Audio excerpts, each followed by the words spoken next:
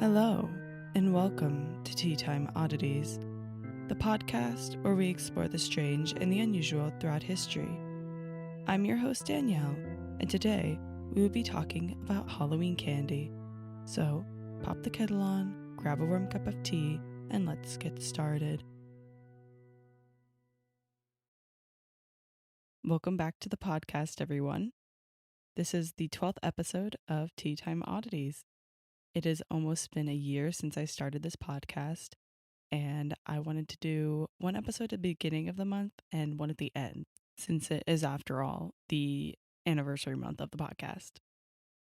I do also want to point out that I am a little sick at the moment.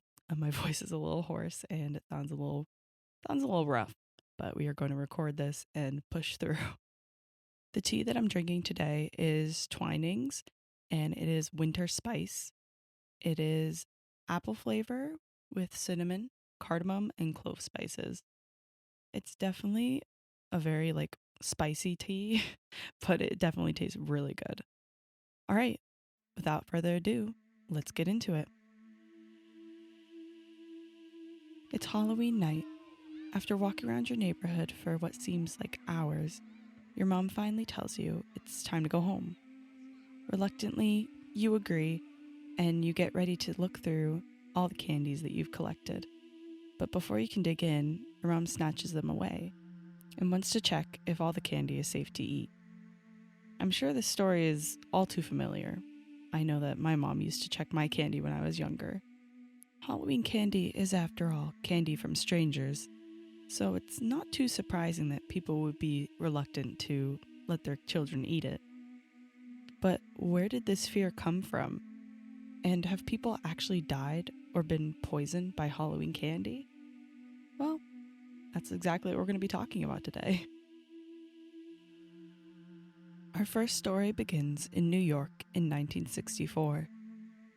Helen File handed out small packages of steel wool pads, dog biscuits, and ant poison wrapped in aluminum foil to neighborhood children.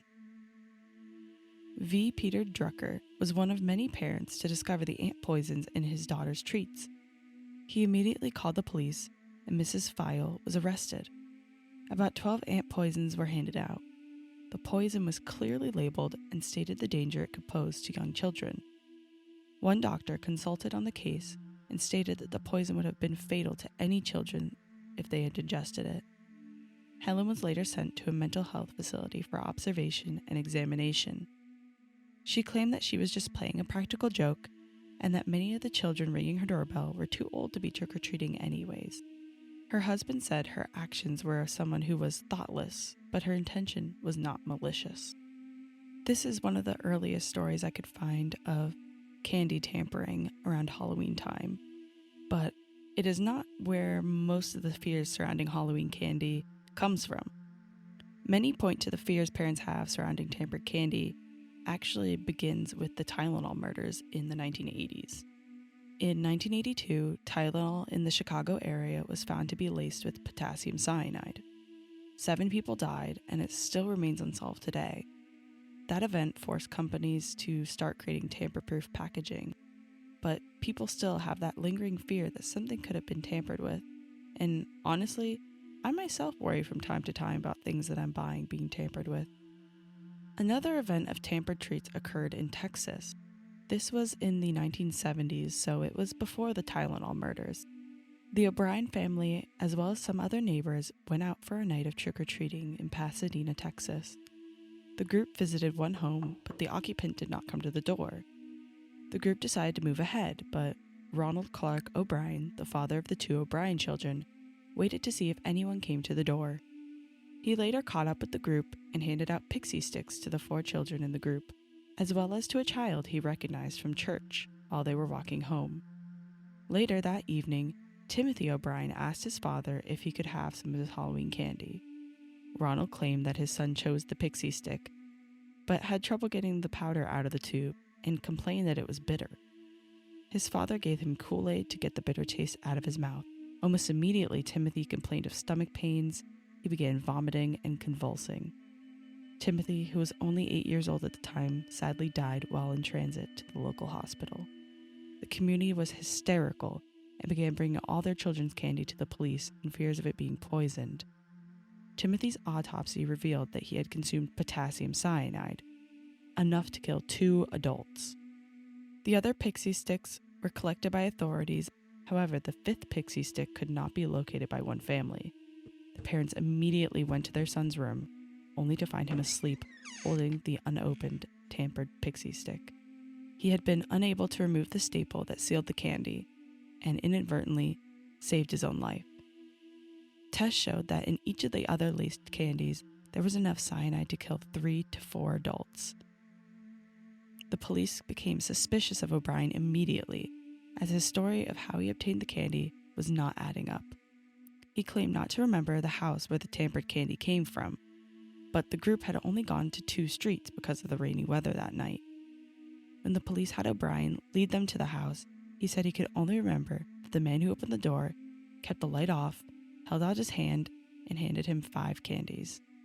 He claimed he could only recall that the man had very hairy arms. The man who owned the home was an air traffic controller and was cleared as a suspect almost immediately, with 200 people confirming his alibi. Further investigations into Ronald O'Brien showed that he was in debt to the tune of $100,000, or, in today's money, $590,000. He had been unable to hold down a job, he defaulted on various loans, and the family's home had been foreclosed on. O'Brien had also taken out a life insurance policy on his 2 children only a few months prior.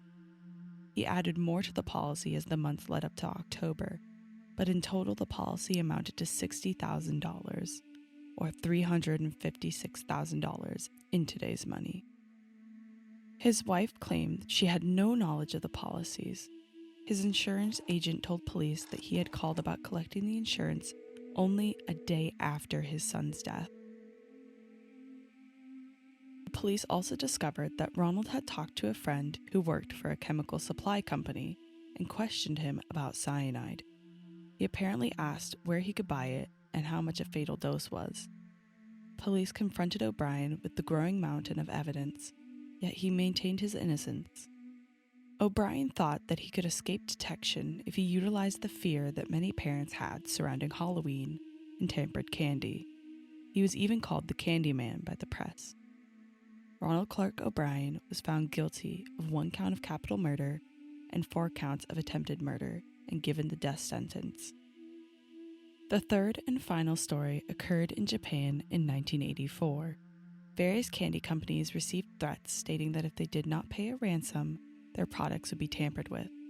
The threat was made by a group that went by the name The Monster with 21 Faces. The companies immediately recalled their products, and testing revealed that there was no poison present. A second threat was made a few months later, and this time, there was cyanide in packs of cookies and candies.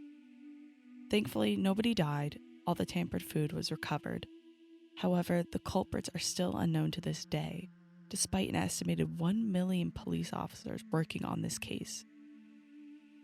Truly, the fear that many have surrounding Halloween poisonings is most likely urban legend, although there are a few cases like the ones we have discussed.